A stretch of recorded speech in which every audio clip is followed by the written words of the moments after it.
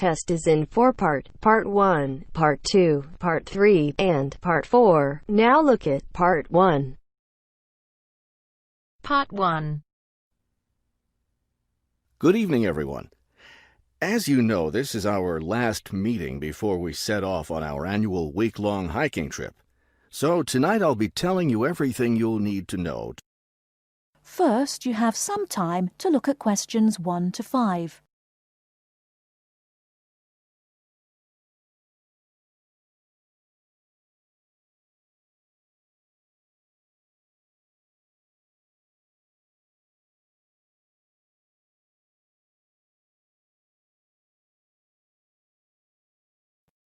Now we shall begin. You should answer the questions as you listen, because you will not hear the recording a second time. Listen carefully and answer questions 1 to 5.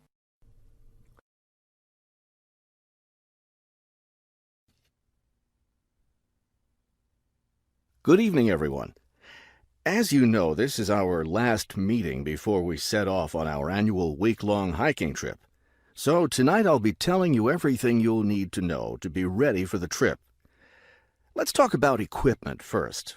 Having the right equipment is essential for your comfort and safety. First, you'll need a warm and comfortable sleeping bag. However, you won't need to worry about carrying a tent, since we'll be sleeping in shelters along the way. Also, part of the fee you've paid for the trip goes toward food, so you won't need to put that on your packing list either. We found, though, that it's more efficient for each person to bring his or her own dishes, so be sure to pack a plastic bowl, a cup, and a fork, knife, and spoon. That's all you'll need in the way of dishes.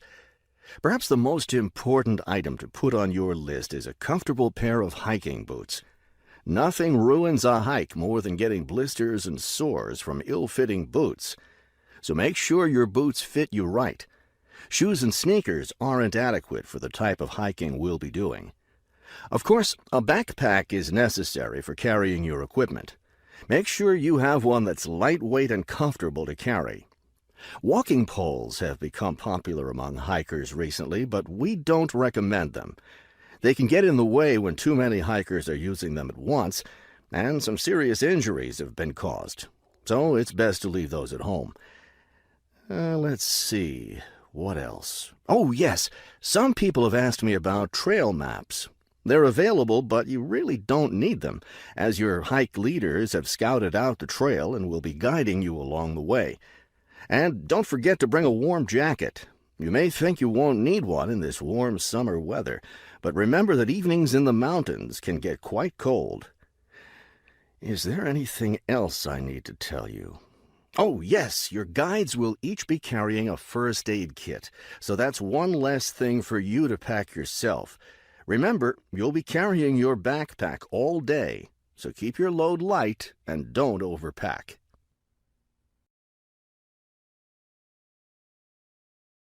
Before you hear the rest of the conversation, you have some time to look at questions 6 to 10.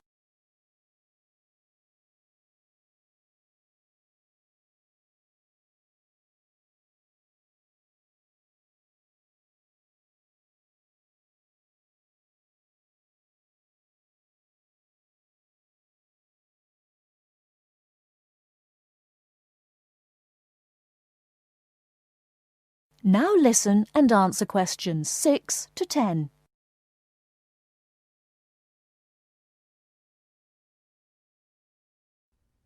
I know you're all experienced hikers, but it's always worth repeating the rules of the trail since they're so important.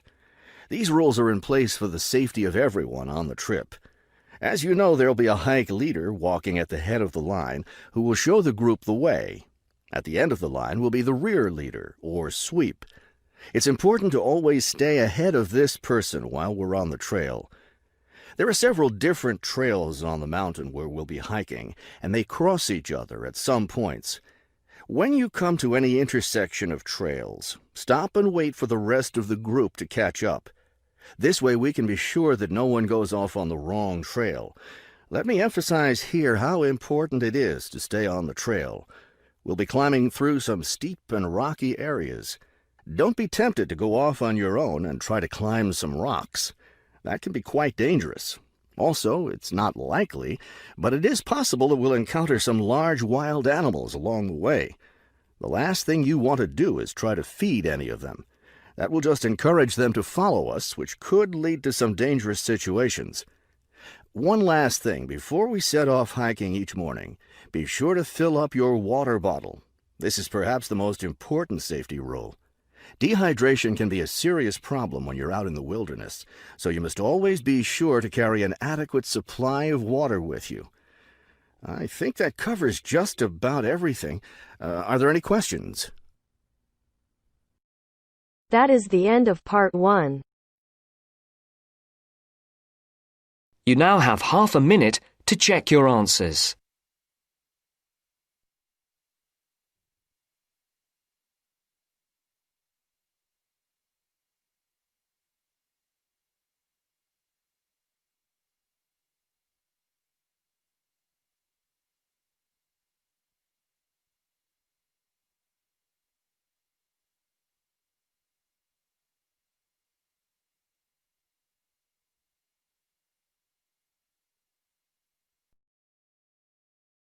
Now turns to part 2.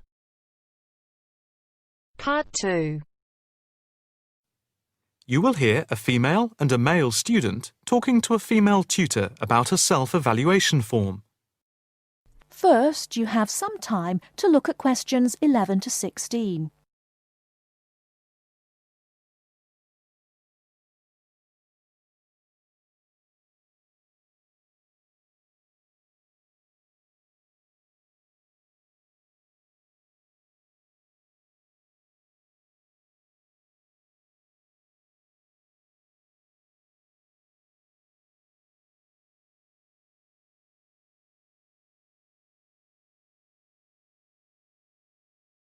Now, listen carefully and answer questions 11 to 16.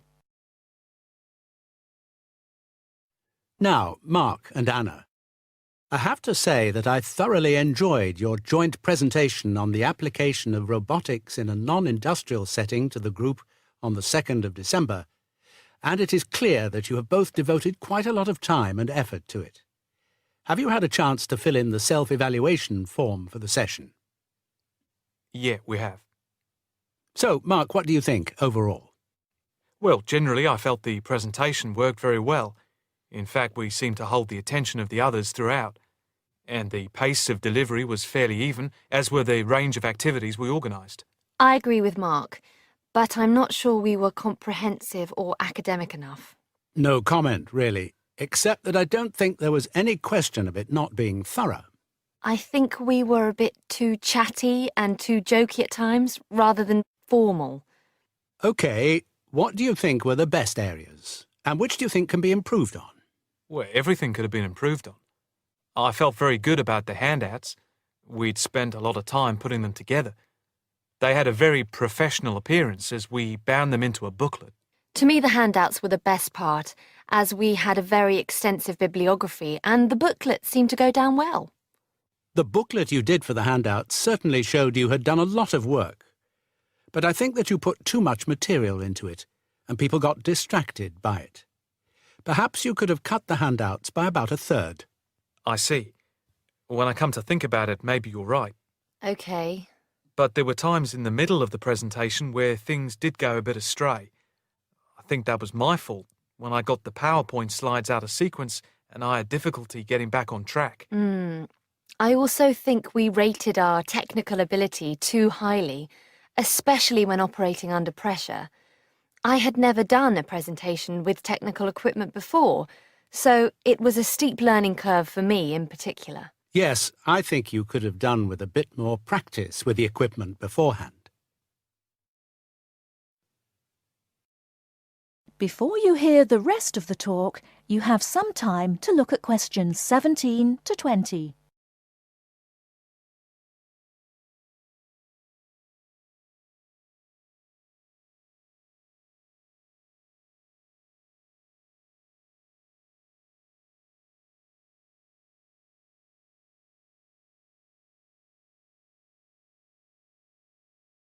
Now listen and answer questions 17 to 20. What about the next item on the feedback form? The aims and objectives. I think they were very focused, and we followed them through well, I think. We wanted to show how Europe was lagging behind other areas of the world. Yeah, I think they were clearly set out. Yes, agreed. No comment there. The diagrams and charts were appropriate. Yes, I have put that too.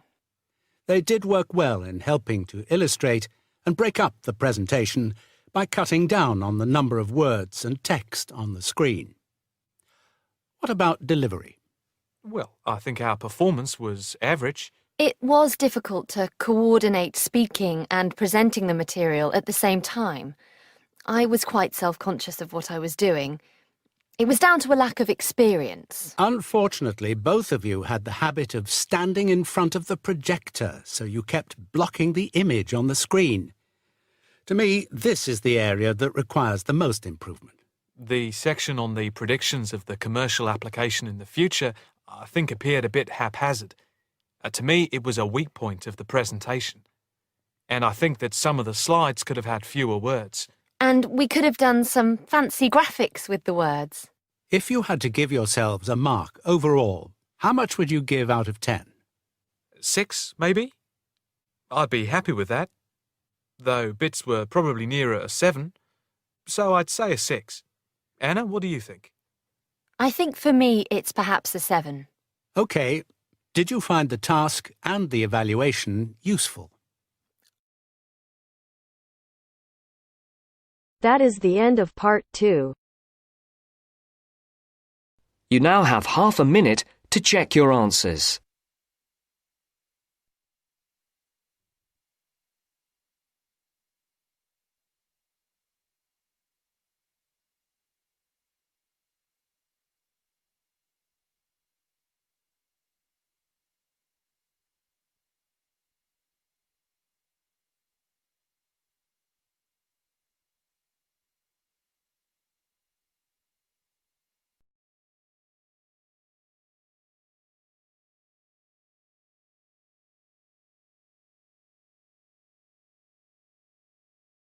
Now turns to part 3. Part 3. You'll hear a conversation between the tutor and 2 students about the presentation. First, you have some time to look at questions 21 to 26.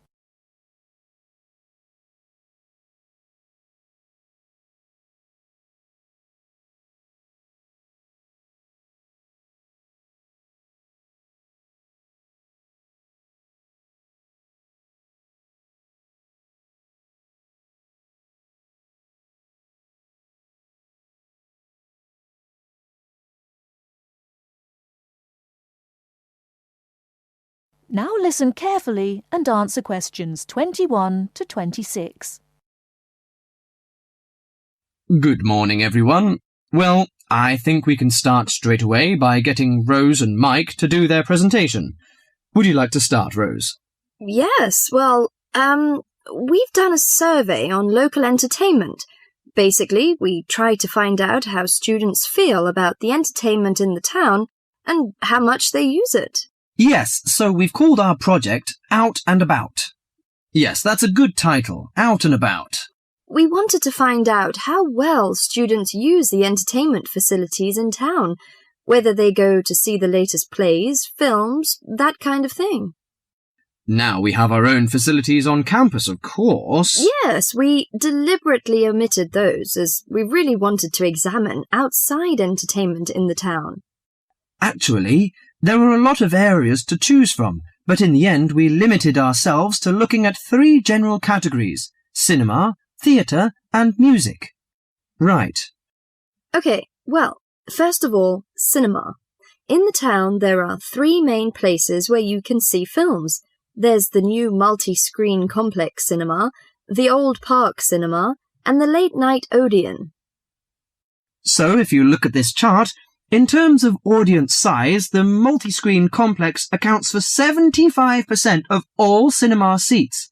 The park cinema accounts for 20% of seats, and the late-night Odeon has just 5% of seats. As you probably know, the complex and the park show all the latest films, while the late-night Odeon cinema tends to show cult films. So when we interviewed the students, we thought the complex would be the most popular choice, but surprisingly it was the late-night Odeon. Yeah, and most students said that if they wanted to see a new film, they waited for it to show at the old park, because the complex is more expensive and further out of town, so you have to pay more to get there as well. Yes, and that adds to the cost, of course, and detracts the popularity, evidently. Well, next we looked at theatres.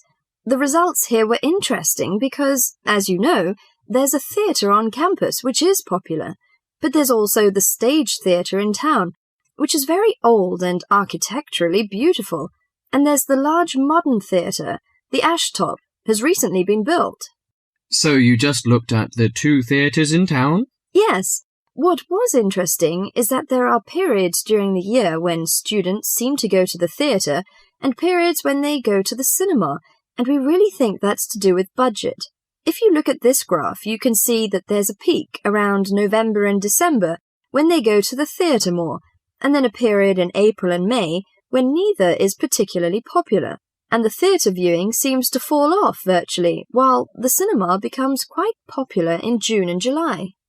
I think you're probably right about your conclusion. Before you hear the rest of the talk, you have some time to look at questions 27 to 30.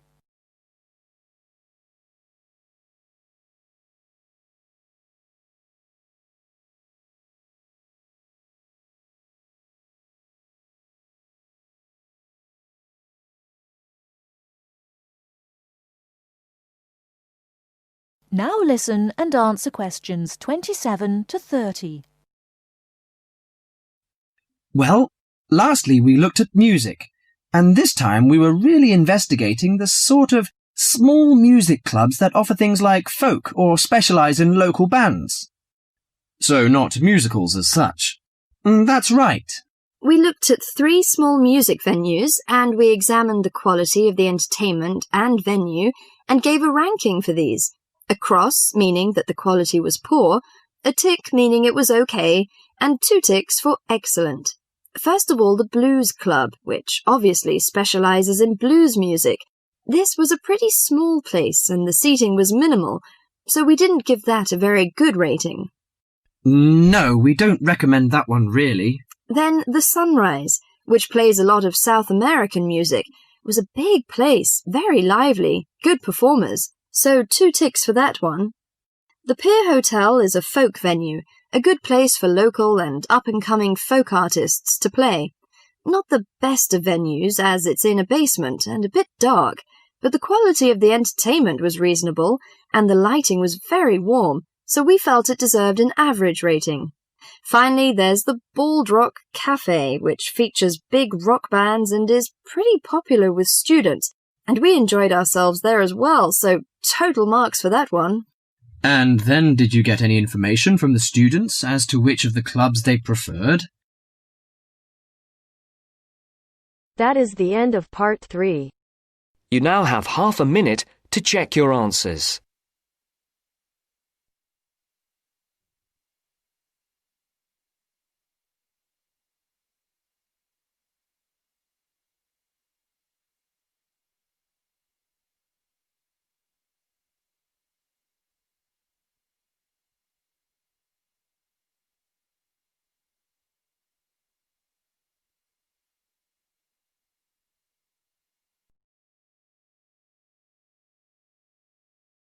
Now turns to part 4.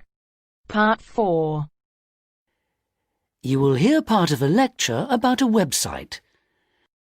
First, you have some time to look at questions 31 to 40.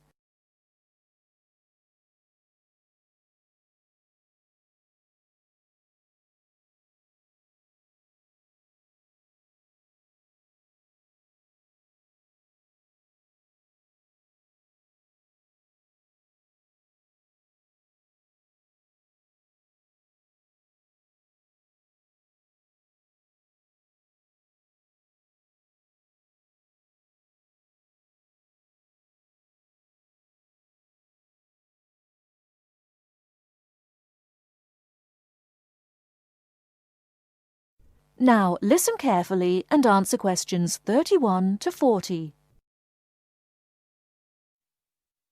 Good afternoon. I'm Jenny Ironbridge, and today I'm going to be continuing my series of talks on information technology by looking at an innovative information source available on the internet. I'm sure you're all familiar with the strengths and weaknesses of the popular search engines like Google or Yahoo. Sometimes you can find what you're looking for instantly. At other times, searching for something which may or may not exist can be a frustrating and time-consuming experience. So, where can you go to get the information you want? The information source I want to talk about is called Wikipedia. As its name suggests, it's a form of encyclopedia. It's already the largest information source in history, both in terms of its breadth and its depth. But what makes Wikipedia really unique is that it's a democratic project. The content is completely free to access, and it's written entirely by unpaid volunteers. Changes and additions are being made all the time to articles which exist already, but it's also possible to contribute whole new articles. And basically, anyone can contribute once they've grasped the basics of editing the pages.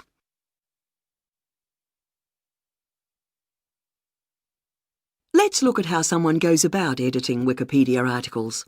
It's a very straightforward procedure, which has been made deliberately easy so that people who have contributions to make are not discouraged from participating because of their limited understanding of information technology. Let's start by imagining that we are reading an article and we come across information that we consider to be incorrect or incomplete on a page of Wikipedia. First of all, we decide we'd like to change it. To do this, we click on the Edit button at the top of the page. This takes us to another page with a text box containing all the editable text on that page. It's at this point that we can input our changes in exactly the same way as we would if we were writing or editing a document we had created on our own computer. In other words, we can type, cut and paste, delete, and use all the normal word processing functions. When this has been done, and we've finished editing, we are then asked to summarise the changes we've made.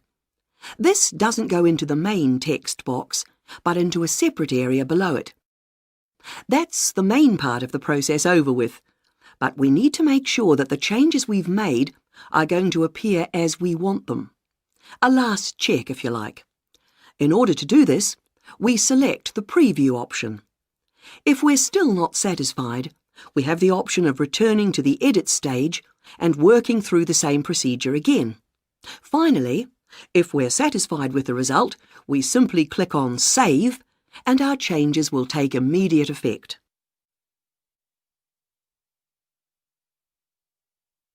A question that might already be forming in your mind, if you are not familiar with Wikipedia, is this: how can I tell whether information is accurate? This particular point has led to criticism from some people, especially academics and professionals. The short answer is that you can't tell. But if you think about it, how can you check the accuracy of information you read in a conventional encyclopedia, or in a newspaper, or on other internet websites? Besides, it's possible for contributors to Wikipedia to register with the organisation and, as named contributors, gradually build up a reputation for themselves as reliable sources of information. The other point to be aware of is that there are administrators who monitor contributions that are added by anonymous sources and check for biased, out-of-date or incorrect information. One of the problems that arises from the openness of Wikipedia is that vandals have got into the site to change and damage pages of information. So the administrators have a role in policing this too. Lastly, Wikipedia encourages editors to stick to certain rules, which help ensure the quality of entries. For example, contributors are expected to maintain a neutral tone in their writing, although perhaps it's impossible to be completely neutral. Also, entries are not allowed to include original research, which is intended to prevent contributors from simply submitting their own views. It's unlikely that the more conventional information sources will ever be completely replaced by Wikipedia or similar projects which may be developed in the future. But this is an ambitious experiment to democratise information, using modern technology to enable anyone and everyone to contribute to and access a common body of knowledge. And because it's free, it doesn't restrict access to those with the ability to pay. That is the end of part 4. You now have half a minute to check your answers.